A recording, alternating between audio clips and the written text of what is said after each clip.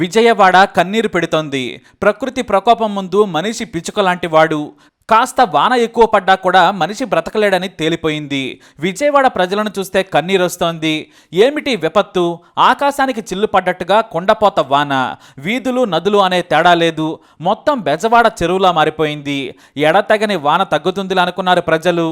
కానీ 9 గంటలు ఏకదాటిగా భారీ వర్షం కురవడంతో అప్పటికే పడ్డ వర్షానికి నిప్పుకు గాలి తోడైనట్లు వరదలు మొదలయ్యాయి.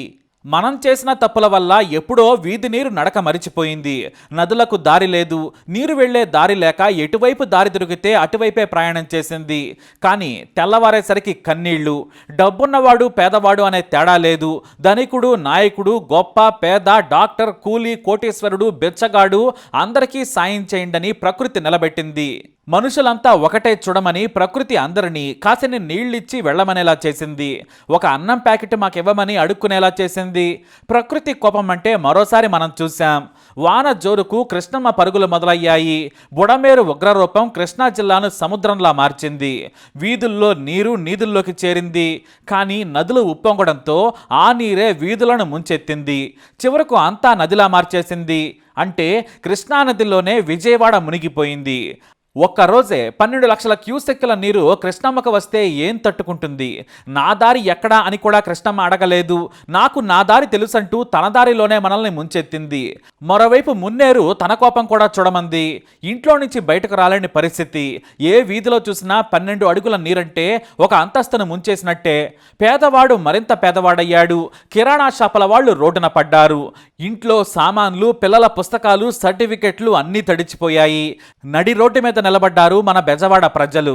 2009 వరదలను దాటి వానల వరదల రికార్డును దాటేసింది. కొల్లేరు, బుడమేరు ఆక్రమణలు అందరినీ కన్నీళ్లలోకి నెట్టాయి. మన తప్పే మనల్ని మింగేసింది. ఇందులో వానను తిట్టుకోవాల్సిన అవసరం లేదు. ఎందుకంటే ఎంత పెద్ద వానొచ్చినా వరదొచ్చినా తనకంటూ ఓ దారుంది. తన హొయ్యలతో ఉగ్ర రూపంలోనూ కృష్ణమ్మకు వెళ్లిపోయే దారుంది. ఆ దారులను మనం మూసివేశాం. మూసేయటం వల్ల మన వైపుకే కృష్ణమ్మ వచ్చిందంతే. దివిసీమ కష్టం గురించి అయితే ఎంత చెప్పినా తక్కువే. సింగనగర ప్రజల యాతన చెప్పలేనిది. కనీసం తాగునీరు లేదు. నడుద్దామన్నా బురద. ప్రజలకు నిద్ర లేదు, కరెంటు లేదు. ఒకవైపు దోమలు, మరోవైపు ఆకలి. ఉన్నవాడు లేనివాడు కూడా ప్రభుత్వ సాయం కోసం ఎదురు చూడాల్సిన పరిస్థితి. పునరావాసాల్లోనైనా కాస్త చోటు దొరికితే చాలనుకుంటున్నారు. 3 రోజుల పాటు జనం నరకం చూశారు. ఇక తమ వల్ల కాదనుకున్నారు. ఒకప్పుడు అడుక్కోవాలంటే ఆత్మాభిమానం అడ్డొచ్చేది. కానీ ఇప్పుడు అలా కాదు. కోట్ల రూపాయల ఆస్తుంటే ఏంటి, బయటకు వెళ్ళలేని పరిస్థితి. ఇక లాభం లేదని ప్రజలు కాస్త వాటర్ ఇవ్వండి, భోజనం ఇవ్వండి, మా పాపకు పాలు పట్టాలని అడుగుతుంటే అందరి హృదయం బరువెక్కింది. అయితే ఈ కుంభవృష్టి ఎందుకు ఏపీ తెలంగాణపై పగబట్టింది? మేఘాలు ఎందుకు బద్దలయ్యాయి? ఇంత నీరు ఆకాశంలోని మబ్బుల్లో ఎలా దాక్కుంది? మరీ ముఖ్యంగా విజయవాడలో ఎందుకు ఇంతలా బిందెతో నీళ్లు పోసినట్లు ఆకాశం నుంచి నీరు నేల మీద పడిందంటే దానికి ఒక కారణం ఉంది. సరిగ్గా ఈ వానలు పడకముందు మనం ఎండాకాలంను మించిన ఒక్కపాతకు గురయ్యాం. ఆగస్టు నెలలో చాలా రోజులు భూమి వేడెక్కింది, సముద్రాలు వేడెక్కాయి. ఏపీ తెలంగాణలో కనీసం 2 వారాల పాటు మనం వానాకాలంలో ఉన్నామా లేదంటే ఎండాకాలంలో ఉన్నామా అనేంతగా ఒక్కపాతకు ఉక్కిరిబిక్కిరయ్యాము. అప్పుడే తేమ పెరిగింది. నేల మీద నీరు ఆవిరైపోయింది. నైరుతి ఋతుపవనాలు విస్తరించి ఉన్నాయి. అదే సమయంలో బంగాళాఖాతంలో అల్పపీడనం బలపడింది. ఈ నైరుతికి, గాలిలోని తేమకు అరేబియా సముద్రం మీదకు వచ్చిన భారీ తేమ మేఘాలను బలిష్టం చేశాయి. అంతే, ఎక్కడ నిలబడ్డ మేఘం అక్కడే తనలోని నీరంతా మన మీద కొమ్మరించేసింది. ఆ తర్వాత వరుసగా భారీ తేమ ఉన్న మేఘాలు వాటికి ఊతమిచ్చాయి. సముద్రంలోని అల్పపీడనంతో నీరు సుష్టుగా తాగిన మేఘాలు మన మీదకు వచ్చి కొమ్మరించిపోయాయి. ఎంతలా అంటే మేఘాలు ఆకాశం నుంచి నేలకు జారిపడ్డాయా అనేంతగా.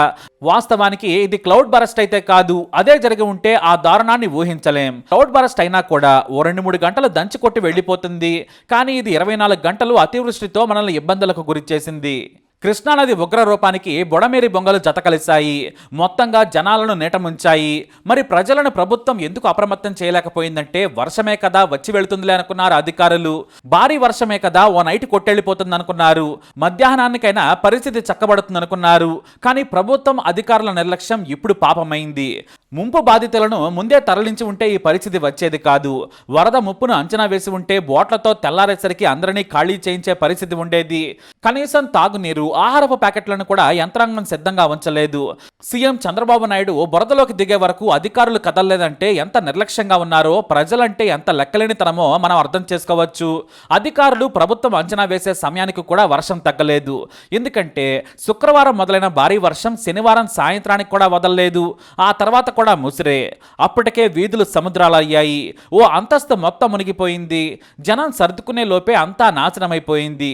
కనీసం అప్రమత్తం చేసి ఉంటే సర్దుకొని విలువైన వస్తువులు పట్టుకొని బయటపడేవారు. కానీ అధికారుల యాక్షన్ ప్లాన్ లేదు. జనం ఇక తమకు సాయం చేయరని అర్థం చేసుకున్నారు. ఇక చేసేది లేక బయటకు వచ్చి వెళ్ళిపోయే ప్రయత్నం చేయగా, మీరు బయటకు రావద్దు, బయటకు వస్తే ప్రమాదం, మీ ప్రాణాలు పోతాయి, మీ ఇంట్లోనే ఉండండి హెచ్చరించారు పోలీసులు. దీంతో మరింతగా చాలా మంది చిక్కుకుపోయారు. కొన్ని చోట్ల దారి దొరికినప్పుడు వెళ్లాలనుకున్నారు. కానీ అధికార యంత్రాంగం వారిని ఇళ్లకే పరిమితం చేసింది. దీంతో జనాలంతా ఇళ్లలోనే ఉండిపోయారు.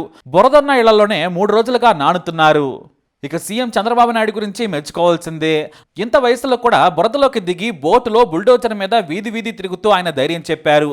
అధికార యంత్రాంగం ఎంత దరిద్రంగా ఉందంటే, చివరకు ముఖ్యమంత్రి బురదలోకి దిగి ధైర్యం చెప్పే వరకు కలెక్టర్ కూడా రాలేదంటే పరిస్థితి అర్థం చేసుకోవచ్చు. అలాంటి వారు ఉన్నా ఒకటే లేకున్నా ఒకటే. ఉన్నతాధికారులు ప్రజల్లోకి వచ్చి వారి కష్టం తీరే వరకు కష్టపడాలి. ఇలాంటి కష్టం ఎప్పుడూ రాకూడదు. ఆపదలో ఆదుకుంటేనే మానవత్వం ఉన్న ఆఫీసర్. లేదంటే ఉన్నా ఒకటే లేకున్నా ఒకటే.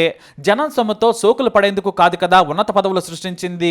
ముఖ్యమంత్రి చంద్రబాబు నాయుడు రోజుకు 10 గంటల పాటు బురదలో తిరుగుతున్నా కూడా అధికారులు మాత్రం ఇంకా మా పని ఇది కాదన్నట్లుగా ఉండడం మన దౌర్భాగ్యం. సీఎం మాత్రం అరగంట ఆలస్యమైనా మీకు సాయం చేస్తాను, సాయం చేసే వరకు వదలనని ఆయన కలిగి తిరుగుతూ ఉన్నారు. ఉదయం నుంచి సాయంత్రం వరకు సహాయ కార్యక్రమాలను చూస్తూ ఉన్నారు. రాత్రి సమయానికి సమీక్ష చేస్తున్నారు. మళ్ళీ తెల్లవారుజామున 4 గంటల వరకు కూడా బాబు అధికారులను పరుగులు పెట్టేస్తున్నారు. 6 హెలికాప్టర్లను తెప్పించారు. కేంద్రం నుంచి సహాయ సామాగ్రి తెప్పించారు. విరివిగా ఆహార ప్యాకెట్లను సిద్ధం చేసి పంచారు. ఇక అలాగే జగన్ కూడా బాధితులను పరామర్శించారు. తన ప్రభుత్వంలో నిర్మించిన కూడా కొంతవరకైనా సాయం చేయగలిగింది. అయితే ఇక్కడ విషాదకరమైన పరిస్థితి ఏంటంటే, చాలా చోట్లకు సాయం కూడా చేయలేని పరిస్థితి నెలకొంది. ముఖ్య ప్రాంతాల్లోనే సాయం విరివిగా అందుతోంది. చివరి ప్రాంతాలకు సాయం చేయాలన్నా బురదతో పాటు వెళ్ళలేని పరిస్థితి. ఆహారం పంచడానికి కావలసినంత ఉన్నా కూడా ఇవ్వలేకపోతున్నారు. చివరకు పాడైపోవడంతో వాటిని పడేస్తున్నారు. ఇక తాము బయటపడలేక ప్రభుత్వ సాయంతో ఎక్కువ రోజులు ఉండలేమని చాలా మంది నదిలో నుంచి సిటీ దాటి బంధువుల ఇళ్లకు వెళ్లిపోయే ప్రయత్నం చేస్తున్నారు. అయితే ఇలాంటి సమయంలో కూడా బోటు యజమానులు రక్తం తాగుతున్నారు. ఒక్కో వ్యక్తికి 2 నుంచి 4 వేలు ఛార్జ్ చేస్తున్నారు. ఫోన్ ఛార్జింగ్ పెట్టుకుంటే 50 రూపాయలు వసూలు చేస్తున్నారు. కష్టాల్లో ఉన్న వారిని కూడా జలగల్లా పీలుస్తున్నారు. వాస్తవానికి దేశంలో ఎక్కడా కూడా ఇలా కష్టాల్లో ఉన్న వారిని దోచుకునేందుకు ఎవరో ఇలా చేయరు.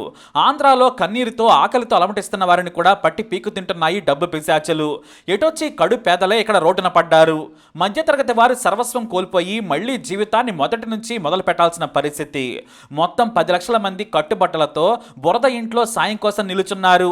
అయితే ఏపీ సీఎం ముందు సాయం చేస్తాం, తర్వాత వీధులను శుభ్రం చేస్తాం, ఫైర్ ఇంజన్లతో బురదను తొలగిస్తాం, తర్వాత అంటువ్యాధులు దోమలు వ్యాపించకుండా చర్యలు తీసుకుంటాం, శాయశక్తుల మేర సాయం చేస్తామని ప్రకటించారు సీఎం. అయితే మళ్ళీ ఇలాంటి పరిస్థితి వస్తే ప్రజలను ఎలా ఆదుకోవాలి, దాని యాక్షన్ ప్లాన్ ఏంటనేది కూడా ప్రభుత్వం సిద్ధం చేసుకోవాలి.